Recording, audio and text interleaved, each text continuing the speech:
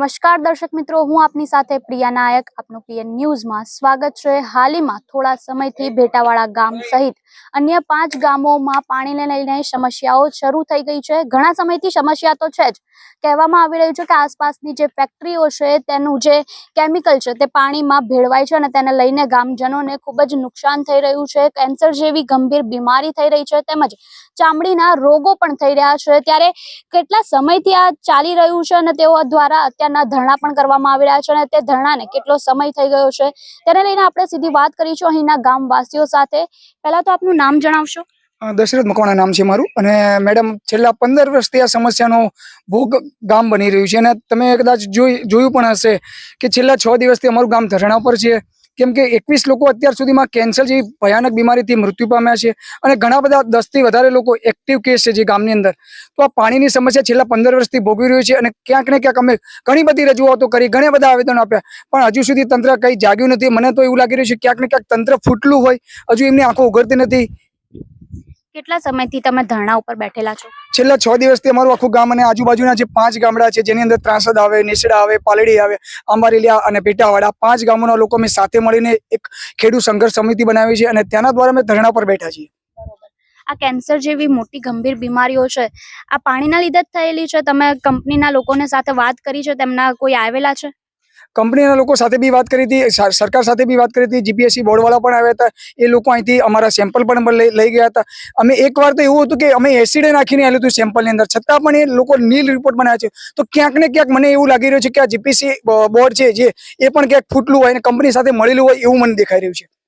આપણે અમુક મહિલાઓ સાથે પણ અહીં વાત કરીશું, કારણ કે મહિલાઓ ગૃહિણીઓ છે અને તેઓ રોજ ખાવાનું બનાવતી હોય છે. તેમને પાણીમાં વધારે કામ કરવાનું આવતું હોય છે અને તેઓને ચામડીના રોગો પણ વધુ થતા હોય છે. તો આપણે સીધી વાત અહીંના મહિલાઓ સાથે કરીશું. બેન, પહેલા તમારું નામ? સોનલબેન મકવાણા મારું નામ. તમે ઘરનું કામ કરો છો, પાણીમાં જ મોસ્ટલી તમારો આખો દિવસ જતો હોય છે, તો તમને કોઈ એવી બીમારી થઈ છે યા તમારા ઘરમાંથી કોઈને?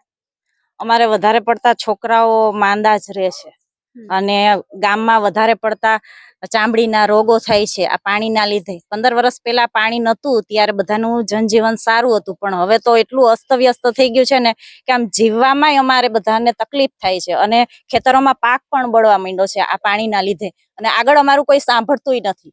ખબર નહીં કોણ વચ્ચે પૈસા ખાઈને અને બંધ થઈ જાય છે. અમારી વાત જ આગળ નથી જાતી અને ખબર નહીં સરકાર શું કરે છે ને શું નહીં. સ્થાનિક નેતા જે અહીંયાના છે, કોઈ આયેલું છે અહીંયા જોવા? આવેલા છે, પણ આવીને બધા પાછા જતા રહે છે. પણ અમારું કામ જે થાતું નથી, આ બંધ કરવાનું, પાણી બંધ કરવાનું કરી છે ને એ નથી થતું. પાણી તો ચાલુ જ રહેશે, ગમે એટલું બોલીએ, ગમે તે કરીએ ને. તો આની પેલા આંદોલન કર્યું હતું તો અમારા ભાઈઓને પોલીસ સ્ટેશને પૂરીને રાખી દીધા. અહીં એક બેન પણ છે જેમને ચામડીનો રોગ થયેલો છે, તો આપણે પહેલા એમની સાથે જ વાત કરીએ.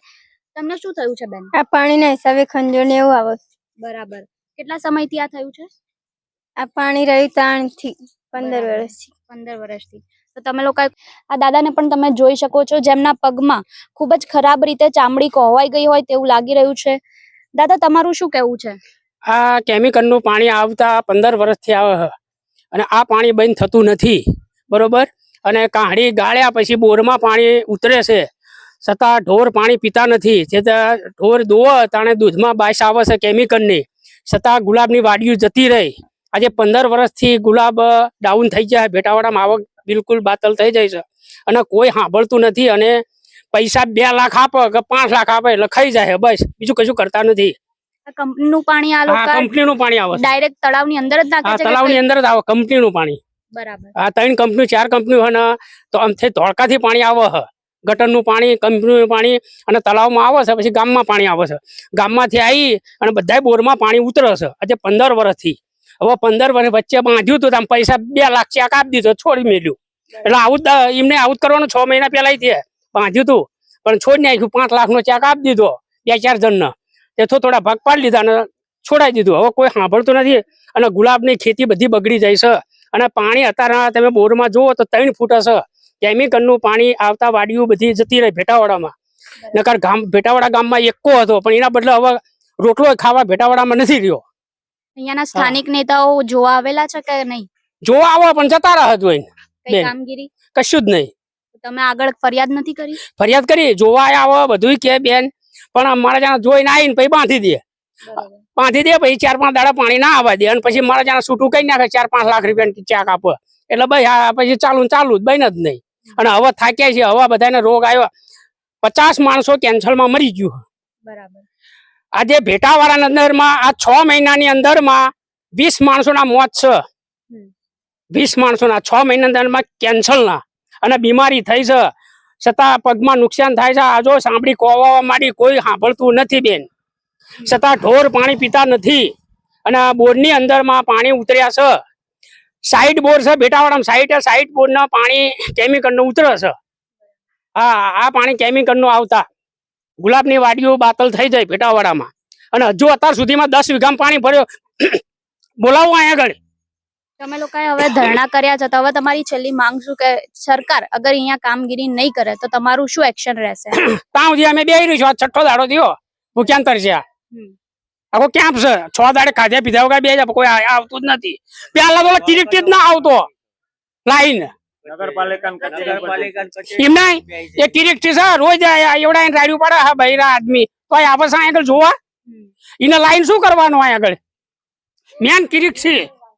આપ જે રીતે જોઈ રહ્યા છો, ગ્રામવાસીઓમાં ખૂબ જ રોષ જોવા મળી રહ્યો છે. તેઓની માત્ર એક જ માંગ છે કે જલ્દીથી જલ્દી આ કેમિકલ ફેક્ટરીઓ બંધ થાય, યા તો પછી એનો અલગ રીતે નિકાલ આવે. તેમજ તમે આ હમણાં જોયા જે રીતે ચામડીઓના રોગોમાં વધારો થઈ રહ્યો છે, કેન્સર જેવી ખતરનાક બીમારી વધી રહી છે, 50 લોકોના ઓલરેડી મોત થઈ ચૂક્યા છે. તેમ છતાં પણ સરકાર દ્વારા કોઈ કામગીરી લેવામાં નથી આવી રહી. જાણે સરકારને નાના માણસોની કોઈ પડી જ ન હોય તે રીતે તેમનું આ બિહેવિયર છે, આ ખાડા કાન કરી દેવામાં આવી રહ્યા છે. ત્યારે હવે જોવાનું એ રહેશે, છેલ્લા 6 દિવસથી તો આ લોકો ધરણા પર છે.